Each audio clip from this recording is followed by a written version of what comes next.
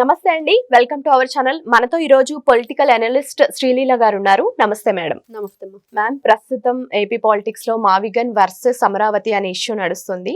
So దీని మీద ఆధారంగా వైజాగ్ లో జరిగిన ఒక పబ్లిక్ టాక్ లో వైఎస్ఆర్సీపీ మాజీ ఎంపీ వరప్రసాద్ గారితో ఒక మాట అడగడం జరిగింది. మీరు దేనికి సపోర్ట్ చేస్తారు, మావిగన్ కా అమరావతికి అని యాంకర్ అడిగిన ప్రశ్నకి ఆయన చెప్పిన తీరు అందరినీ ఆశ్చర్యపరిచింది.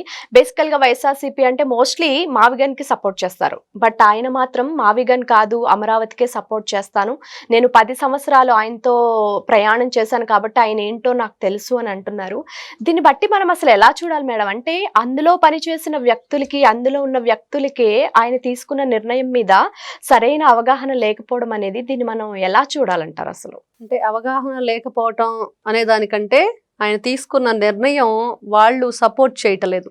ఎందుకు అంటే అది సరైన నిర్ణయం కాదు కాబట్టి. ఇప్పుడు వెలగపల్లి వరప్రసాద్ గారు, ఈయన 2019లో గూడూరు ఎమ్మెల్యేగా గెలిచారు. ఆ తర్వాత ఆయన మరి మినిస్టర్గా చేయటం ఇవన్నీ కూడా చూసాం. ఆయన ఒక IAS ఆఫీసర్. మరి జగన్మోహన్ రెడ్డి దగ్గర ఆయన చెప్పారు స్వయంగా ఆయన ఆలోచన విధానం ఎలా ఉండిద్ది, ఆయన తీసుకునే నిర్ణయాలు ఎలా ఉంటాయి. దానికి తప్పనిసరి పరిస్థితుల్లో ఆయన దగ్గర ఉన్న ఎమ్మెల్యేలు, ఎంపీలు, కార్యకర్తలు సై అంటే సయ్యనో, తానా అంటే తందానానో అనాలి తప్పించి ఇక వేరే ఆప్షన్ లేదు. No option. ఎందుకంటే పాపం ఎవరైనా సరే ఒక దొంగ అని ముద్ర పడిపోయిన తర్వాత బయటకు వచ్చి నువ్వు ఎంత మంచిగా మారాలని ప్రయత్నం చేసినా వాడు దొంగనే ఒక ఇది వాళ్ళల్లో ఉండిపోయిద్ది. ఈ రోజున వైఎస్ఆర్సీపీ పార్టీలో ఉన్న వాళ్ళ పరిస్థితి కూడా అలానే ఉంది. ఎక్కడికి వెళ్ళి వేరే పార్టీలోకి వెళ్ళలేరు. వెళ్ళినా కూడా గతంలో చేసిన అవకతవకలన్నీ కూడా వాళ్ళు అడిగే ప్రయత్నం చేసినప్పుడు వాళ్ళు ఏం సమాధానం చెప్పలేరు. కాబట్టి ఈ రోజున వరప్రసాద్ గారు మాట్లాడిన మాటలు ఏదైతే మావిగన్కి మేము సపోర్ట్ చేయము, జగన్మోహన్ రెడ్డి గారి ఆలోచన విధానం డిఫరెంట్ గా ఉండిద్దని చెప్పి ఆయన మాట్లాడిన విధానం కరెక్టే. ఆయన రాజీనామా చేయటం అయిపోయింది 2024లో వైఎస్ఆర్సీపీ పార్టీకి. ఈ బాధలు తట్టుకోలేక, ఎందుకంటే ఎగ్జాంపుల్ గా మనం ఈ శ్రీనివాస్, ఎవరైతే అవంతి శ్రీనివాస్ ఉన్నారో ఆయన చెప్పుకోవచ్చు. ఎందుకు వైఎస్ఆర్సీపీ పార్టీకి మీరు రిజైన్ చేశారు అని అడిగినప్పుడు ఆయన ఫస్ట్ ప్రెస్ మీట్ లో చెప్పిన విషయం ఏంటంటే, కూటమి ప్రభుత్వం రాగానే బురద జల్లమని జగన్మోహన్ రెడ్డి ఒత్తిడి చేస్తున్నాడు. అంటే ఏదైనా సరే ఒక ప్రభుత్వం ప్రమాణ స్వీకారం అయిపోయిన తర్వాత వాళ్ళు అదంతా కూడా ఏదైతే ఎమ్మెల్యేలని, ఎంపీలని అవన్నీ కూడా ఒక పద్ధతిగా వాళ్ళ సభల్ని వాళ్ళు ఏర్పరచుకొని ఏం చేయాలి, పరిపాలన విధానం ఏంటి, ఇక్కడ ఉన్న అవకతవకలేంటి, మనం ఏ విధంగా కొనసాగించాలనే దాని మీద కొంత టైం పట్టిద్ది. ఆ టైం తర్వాత ఎవరైనా సరే మనకి ఒక అవగాహన వస్తుంది. ఒక 6 monthsకో లేకపోతే 10 monthsకో ఎప్పుడో వచ్చిన తర్వాత వీళ్ళు ఈ విధంగా పరిపాలన కొనసాగిస్తున్నారు, ఇదిగో ఇలాంటి పనులు మిగిలిపోతున్నాయి, వీటి గురించి పట్టించుకోవట్లేదు కాబట్టి వాటి గురించి ఒకసారి అడుగుదామని చెప్పే ప్రయత్నం చేయొచ్చు. కానీ వచ్చిన 1 month 40 daysలో వాళ్ళ మీద ఈ విపరీతమైన ఒత్తిడి తట్టుకోలేక అవంతి శ్రీనివాస్ అనే వ్యక్తి ఆ రోజునే చెప్పేశాడు, నా వల్ల కాదు, నేను కూటమి ప్రభుత్వం మీద ఈ రోజున మాట్లాడలేను, ఇష్టమైతే ఉంటాను, కష్టమైతే వెళ్ళిపోతాను అన్నట్లుగా నేను వెళ్ళిపోతాను, నాకు కష్టంగా ఉందని చెప్పేశాడు. ఈ రోజున వరప్రసాద్ అనే వ్యక్తి కూడా మాట్లాడే మాటలు ఏం కనిపిస్తుందంటే, వైఎస్ఆర్సీపీ పార్టీలో ఉండి జగన్మోహన్ రెడ్డిని దగ్గరగా గమనించిన వ్యక్తిగా ఆయన మనస్తత్వం ఎలా ఉండిద్ది, మావిగన్ అనగానే అందరికి అర్థమైపోయింది. దీన్ని బట్టి చూసుకుంటే వైఎస్ఆర్సీపీలో ఎవరెవరైతే ఉన్నారో ప్రతి ఒక్కరికి కూడా లోపల అంటే 2 మనస్తత్వాలు ఉంటాయి అని అనుకోవచ్చు. అంటే కాకపోతే కొంతమంది జగన్ కి భయపడి బయట పడకపోవచ్చు, కొంతమంది పడి ఉండొచ్చు, ఇలాంటివి కూడా ఉంటాయి కదా మేడం. వాళ్ళ సన్నిహితుల దగ్గర ఎవరో ఒకరి దగ్గర అయితే పాపం బయట చెప్పుకోవాలి, బాధను వెళ్ళగక్కాలి. ఏంట్రా బాబు మాకు ఈ కర్మ, మరి ఇట్లాంటి వ్యక్తితోట మేము రాజకీయం కొనసాగిస్తున్నాము, ఇలాంటి వ్యక్తి నీడన మేము ఉంటున్నాము, చాలా బాధాకరమైన విషయం అనేది ఏం చెప్పాలి. ఇప్పుడు బొత్స సత్యనారాయణ గారు సీనియర్ మోస్ట్ పొలిటీషియన్, మరి ఆయన కూడా ఆ పార్టీలో ఉంటూ ఎలాంటి మాటలకి సపోర్ట్ చేస్తున్నారు అనేది కూడా మనం చూస్తున్నాం. మావిగన్కి ఇప్పుడు ఆయన సపోర్ట్ చేశారు, ఎలా చూడాలి? ఇప్పుడు విజయసాయిరెడ్డి అసలు మావిగన్ ఏంటి పిచ్చిదని చెప్పేసి ఆయన కూడా మాట్లాడాడు. ఇట్లాగా కొన్ని మనం విన్నప్పుడు వాళ్ళు ఎందుకు సపోర్ట్ చేస్తున్నారు, ఎందుకు కొంతమంది అపోర్ట్ చేస్తున్నారు అంటే జగన్మోహన్ రెడ్డికి భయపడే చేస్తున్నారు సపోర్ట్ అనేది మాత్రం వాస్తవం.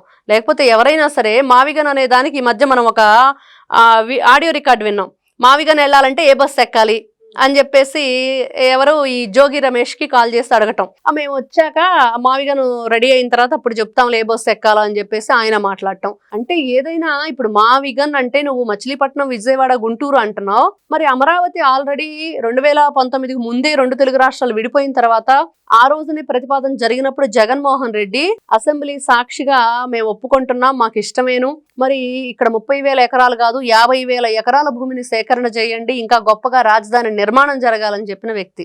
ఆ తర్వాత 3 రాజధానులు అని చెప్పి 2019లో అరే నేను ఇల్లు కట్టుకుంటున్నాను, రేపు ఇక్కడ మరి మేమంతా గృహప్రవేశం చేసేసి ఇక్కడే ఫ్యామిలీ పెట్టబోతున్నాము, మరి నారా చంద్రబాబు నాయుడుకి ఇల్లు కూడా లేదని చెప్పి స్వయంగా జగన్మోహన్ రెడ్డి ఒక ఇంటర్వ్యూలో చెప్పాడు 2019 ఎలక్షన్ ముందు. కాబట్టి మేము ఇదే రాజధానిగా ఒప్పుకుంటున్నాము, ఇక్కడే కొనసాగిస్తాము, రాజధాని డెవలప్ చేస్తామని చెప్పిన మాటలు.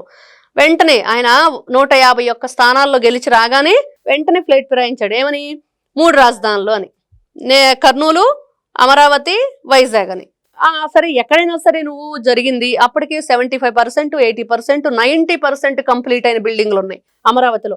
మరి వాటిని కంటిన్యూ చేసావా అంటే లేకపోగా ప్రజావేదికను కూల్చిన దుష్టుడు జగన్మోహన్ రెడ్డి. మరి ఏ విధంగా చెప్పుకోవాలి? నువ్వు అభివృద్ధి చేసే వ్యక్తివే అయితే అన్నా క్యాంటీన్లు తీసాడు, అన్న ఎన్టీ రామారావు పేరు మార్చడు కాలేజీలకి, అన్నా క్యాంటీన్లు ఎవడైనా తీస్తాడా? ప్రజావేదికని కూల్చడు. రైతుల మీద వీళ్ళ దాష్టికం ఎంత దారుణంగా అంటే దాదాపుగా 1531 రోజులు వాళ్ళు నిర్విరామంగా మరి వాళ్ళ దీక్షను కొనసాగించిన వైను అన్నం పెట్టే రైతుని ఎంత అన్యాయం చేశాడంటే జగన్మోహన్ రెడ్డి. ఈ రోజున మావిగన్ అనే మాట వింటంటే వెంటనే ఒక్క దెబ్బ కొడితే పళ్ళు 32 పళ్ళు ఊడిపోవాలరా అన్నట్లుంది ఈ రోజున ప్రజల ఆలోచన. పబ్లిక్ టాక్ అంతా అంతే ఉంది, ఎవ్వరూ కూడా దాన్ని సపోర్ట్ చేయట్లేదు. ఆయనే క్లియర్ గా చెప్తున్నారు వరప్రసాద్ గారు కూడా, అసలు ఏదైనా ఇండస్ట్రీలు తీసుకురావాలి, కంపెనీలు తీసుకురావాలి, దాని మీద జగన్ ఆలోచించట్లేదు. అంటే ఆయన దగ్గర పనిచేసిన వాళ్ళకు కూడా అర్థమవుతుంది, కానీ ఆయనకు అన్నీ తెలుసు. జగన్మోహన్ రెడ్డికి ఎందుకు తెలియదు? కాకపోతే ఒక వితండవాదం, వింత ఆలోచన, అంటే ఏదో ఒక విధంగా ఏదో ఒకటి చేసి ఈ రోజున వీళ్ళ మాటలు కానీ, ఇప్పుడు ఈ మావిగన్ అనేది కానీ, మొన్న ఈయన ప్రెస్ మీట్ పెట్టిన మరుసటి రోజు సజ్జల రామకృష్ణారెడ్డి మేము ఎప్పుడో వినకొండో దొనకొండో అనుకున్నాము, అక్కడ రాజధాని కడదాం అనుకున్నాము అని చెప్పేసి. ప్రజలు ఏమంటున్నారంటే ఓహో ఇక్కడ కూడా భూములు కొట్టేయడానికి ప్లాన్ చేశారా అప్పట్లో అయితే, అరే చాలా లేటుగా బయట పెట్టావు అని. అవన్నీ ఎలా ఉన్నా వీళ్ళు ఇట్లాంటి వింత మాటలు మాట్లాడుతున్నారు. ఏదైనా సరే ఒక విషయాన్ని వెలుగులోకి తీసుకొచ్చారు, దాని ద్వారా ప్రజల దృష్టి అటువైపు మళ్లించారు అంటే ఈ రోజున అందరికి కలుగుతున్న అనుమానం ఏంటంటే గొప్ప గొప్ప కంపెనీలు వస్తున్నాయి, ఇండస్ట్రీలు వస్తున్నాయి, ఎన్నో రకాలుగా ఆంధ్ర రాష్ట్రం అభివృద్ధి జరుగుతుంది. అసలు నారా చంద్రబాబు నాయుడు గారు, లోకేష్ గారు ఏ కంపెనీలతో వీళ్ళు అగ్రిమెంట్ కుదుర్చుకున్నారు, ఎన్ని వేల ఉద్యోగాలు రాబోతున్నాయి, ఏ ప్రాంతంలో దాన్ని స్థాపించబోతున్నారు అనే విషయాన్ని ప్రజల్లోకి వెళ్ళనీయకుండా ఈ న్యూసెన్స్ క్రియేట్ చేస్తున్నారు. ప్రజల్లో ఒక రకమైన ఆందోళన, అసలు ఏం జరుగుతుందో తెలియని పరిస్థితి. కాబట్టి ప్రజలు కూడా ఈ రోజున తెలిసిపోతుంది ఎవరు డ్రామాలు ఆడుతున్నారు, ఎందుకు ఆడుతున్నారు, దానివల్ల ఏం జరుగుతుంది అనేది తెలుసుకొని ఈ రోజున ప్రజలే చెప్తున్నారు. ఇదిగో పలానా కంపెనీ ఇక్కడ వచ్చింది, పలానా రోజున ఇది వచ్చింది, ఇక్కడ ఇన్ని వేల ఉద్యోగాలకి మరి వాళ్ళు చెప్పారు, కాబట్టి వాళ్ళతో అగ్రిమెంట్ కుదుర్చుకున్నారు, ఇవన్నీ జరుగుతున్నాయి. కాబట్టి మేము కోరుకుంటుంది ఒకటే, అమరావతి రాజధానిగా ఉండాలి, ఆంధ్రప్రదేశ్ బాగుండాలి అని. మరి జగన్మోహన్ రెడ్డి నాటకాలు ఏవైతే ఉన్నాయో ఈ రోజున వాళ్ళ నాయకులు ఎవరైతే ఉంటారో ఎంపీలు, ఎమ్మెల్యేలు, కార్యకర్తలు, వాళ్ళు కూడా ఈ రోజున ఏంటి జగన్ మాకి కర్మ, ఎందుకు నీతో మేము రాజకీయం చేయాల్సి వస్తుంది, ఏం చేస్తున్నావు, నువ్వు మాట్లాడే మాటలకు అర్థం ఉందా అని అడిగించుకునే పరిస్థితికి ఆయన వచ్చాడు అంటే ఇంకా వాళ్ళ విజ్ఞతకే మనం వదిలేయాలి. ఏం మాట్లాడతాడో తెలియదు, ఎందుకు మాట్లాడతాడో తెలియదు. ప్రెస్ మీట్ పెట్టినప్పుడు ఆయన పరిస్థితి అయోమయంగా గందరగోళంగా ఉండిద్ది. అంటే ఇక్కడ ప్రతిసారి అనుకునేది అక్కడ ఉన్న జర్నలిస్టులకు కూడా వీళ్ళే అన్నీ కూడా ఇస్తారు స్క్రిప్ట్, దాని ప్రకారమే క్వశ్చన్స్ వాళ్ళు అడగాలి అనేది. ఇంత దౌర్భాగ్యమైన ప్రెస్ మీట్ మనం ఎక్కడ చూసుండవని ప్రజలు ఏం చెప్పాలి ఇట్లాంటి వ్యక్తుల గురించి. కాబట్టి జగన్మోహన్ రెడ్డి మావిగన్ అన్నా ఇంకొకటన్నా అమరావతి ఆంధ్రప్రదేశ్కి రాజధాని. Thank you madam. నమస్తే.